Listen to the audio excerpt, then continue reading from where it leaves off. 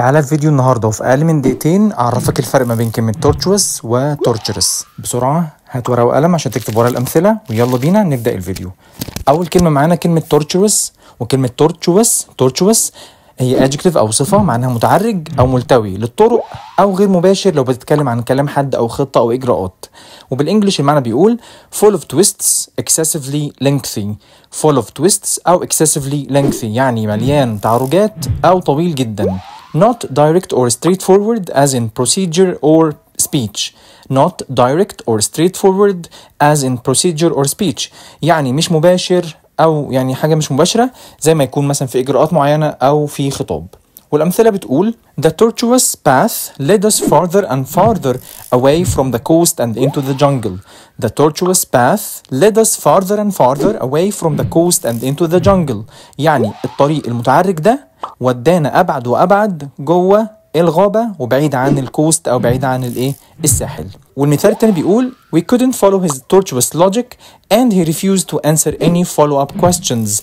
We couldn't follow his tortuous logic and he refused to answer any follow-up questions يعني ما قدرناش نمشي ورا اللوجيك أو المنطق بتاعه الغير مباشر ده وهو رفض يجاوب أي أسئلة.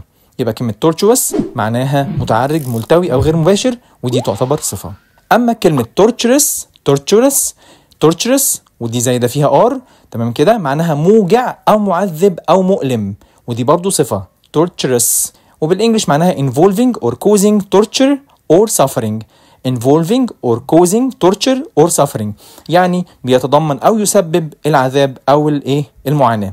والمثال بيقول I'm not exaggerating when I say watching that movie was a torturous experience. I'm not exaggerating when I say watching that movie was a torturous experience يعني أنا مش ببالغ لو كنت قلت إن مشاهدة الفيلم ده حاجة يعني خبرة كده موجعة أو معذبة. يبقى tortuous من غير R معناها متعرج أو ملتوي أو غير مباشر، أما torturous بالR معناها موجع أو معذب أو مؤلم.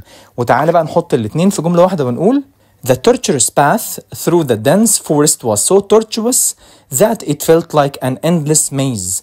The tortuous path through the dense forest was so tortuous that it felt like an endless maze يعني كان الطريق المعذب اللي هو المؤلم أو الموجع عبر الغابة الكثيفة متعرجا للغاية حتى أنه بدا وكأنه متاهة لا نهاية لها.